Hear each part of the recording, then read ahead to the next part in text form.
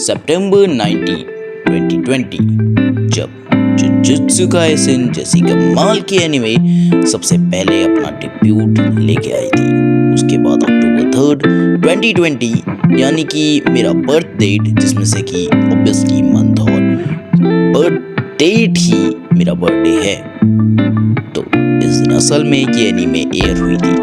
और इस ही एनिमे के आज एक कमाल के सेकंड प्रोटैगनिस्ट के बारे में हम बात करने वाले हैं, या obviously Megumi Fushiguro. So will be beginning from his birth and childhood.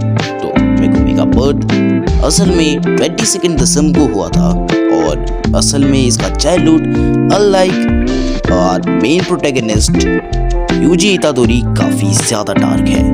बचपन में इसकी एक बहन थी और ऑब्वियसली इसकी मां मर चुकी थी, तो ये अपनी बहन के साथ रहता था। अब क्योंकि एक कर्स ने इसकी बहन को कैप्चर कर लिया, जिसके कारण कि इसकी बहन काफी समय से कोमा में थी और अभी भी है, तो इसको बाद में गोजो ने ट्रेन किया और इसको सिखाया कि असल में इस दुनिया में कैसे जिया जाता है। अब इसके पीछे भी एक रीजन है, जिसके बारे में कि ऑब्वियसली मैं अब बात करने वाला हूँ। तो उससे पहले अगर हम बात करें मेगुमी की आइडेंटिटी के बारे में, तो मेगुमी असल में एक ऐसा बंदा है जो सिर्फ खुद से मतलब लगता है, और उसको दुनिया की कुछ घंटा नहीं पड़ी है, चाहे कोई अपनी कहीं भी मना रहा हो। And for a moment even I thought कि he is ditto a copy of Sasuke Uchiha, but नहीं, ये बंदा असल में बाहर से जितना ज्यादा डार्क है, अंदर से ये उतना ही ज्यादा डीप और थ्रेटनिंग कैरेक्टर है। क्योंकि यार ये कहीं ना कहीं हमसे कनेक्ट करता है, हमारी रियल लाइफ से कनेक्ट करता है, और ये तुम्हें तब समझ आएगा जब तुम जेजे के असल में देखोगे। So moving further, let's talk about his father। तो इसका बाप यानी कि अपने टाइम का सबसे ज्यादा कमीना विलन, गोजो का one of the biggest rival और ओनली ह्यूमन, जिससे कि यहाँ तक कि सॉर्सरर्स और कर्सेस सब डरते थे, यानी कि तोजी फुशिगुरो। अब मैं तोजी के बारे में इस वीडियो में ज्यादा नहीं बोलूंगा, मगर मैं तुम्हें इतना बता सकता हूँ कि तोजी असल में ज़ेनिन ब्लड लाइन से बिलोंग करता था, जो कि जेजेके की पूरे वर्ल्ड की स्ट्रॉन्गेस्ट ब्लड लाइन्स में से एक है। जेजेके में 3 स्ट्रॉन्ग ब्लड लाइन है, जिनके बारे में कि मैं एक किसी और वीडियो में बात करूंगा, ऑब्वियसली उस वीडियो में जहाँ पे मैं तोजी के बारे में बात करूंगा। तो अब क्योंकि मेगुमी इस ब्लड लाइन से बिलोंग करता है, तो ऑब्वियसली उसके पास भी हिडन पावर्स होंगी। तो अब उसकी पावर्स में सबसे इम्पोर्टेंट और सबसे मेन पावर आती है उसकी 10 शैडो टेक्निक्स, जो कि उसे उसके एंसेस्टर्स से मिली है। Now with this technique he can call any Shinigami whenever he wants with the help of his shadow technique। तो उनमें सबसे पहले आते हैं डिवाइन डॉग्स। असल में ये 2 कुत्ते हैं जो कि असल में कर्सेस के ऊपर फीड करते हैं और उनसे ही अपनी ताकत को बढ़ाते हैं। अब इसके बाद इनमें से एक कुत्ता मर जाता है और उसकी ताकत दूसरे में चली जाती है और वो बन जाते हैं डिवाइन डॉग टोटलिटी।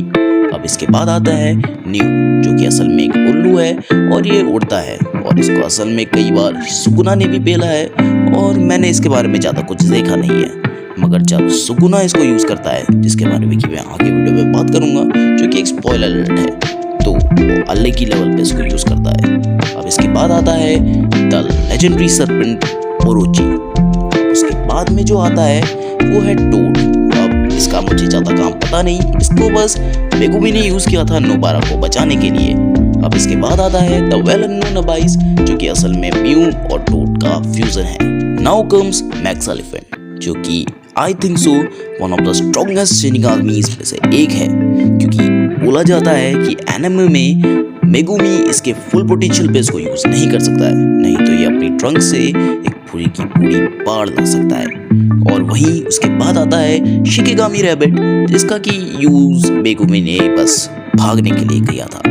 और उसके बाद आता है my personal favourite 800 sword diversion सिला डिवाइन जनरल मोहरागा। अब मोहरागा इन सभी शिनिगामीज में से सबसे ताकतवर तो है, मगर वो काइंड ऑफ ईगोइस्टिक है, क्योंकि वो अपने ही मालिक की बात नहीं मानता और अकेला लड़ने चले जाता है। तभी तो सुकुना ने इसका कुत्ता भेज दिया था। मगर मैं सोचता हूँ कि अगर मेगुमी की इंटेलिजेंस और मोहरागा की ताकत साथ में होती तो आखिर क्या लेवल की फाइट होती हो। Finally comes the domain of Megumi Fushiguro. तो मेगुमी के डोमेन का नाम है कामेरा शैडो गार्डन, जो कि असल में शैडोज का बना हुआ एक बड़ा सा पूल है जिसमें कि वो अपने ही शैडो क्लोन्स बना सकता है जस्ट लाइक नारुतो, और उसके साथ साथ वो कई सारे शिनिगामीज को एक ही बार में लॉन्च कर सकता है अपने एनिमे के ऊपर। तो फाइनली अगर हम बात करें प्रेजेंट की, तो प्रेजेंटली अभी मांगा के अंदर चल रहे हैं कलिंग गेम्स, और हमें पता चला है कि असल में इन सभी को अभी केंटाको चला रहा है, यानी कि ऑब्वियसली वही कर्स जो कि अभी केटो की बॉडी के अंदर है।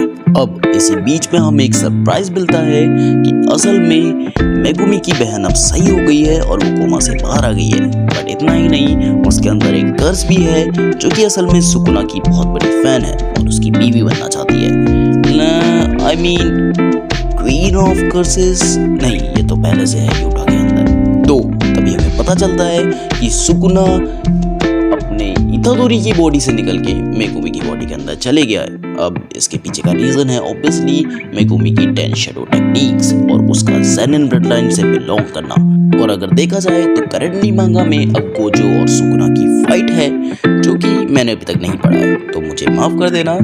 और मैं आने वाली वीडियोस में मांगा एक्सप्लेनेशन भी ट्राई करूंगा। तो आप लोगों को इसके लेके क्या ओपिनियंस है प्लीज मुझे कमेंट सेक्शन पे जरूर बताना। और अगर आपको ये वीडियो पसंद आई so please give a like and do comment for the next video. Till then, be safe and aware and learn from fiction.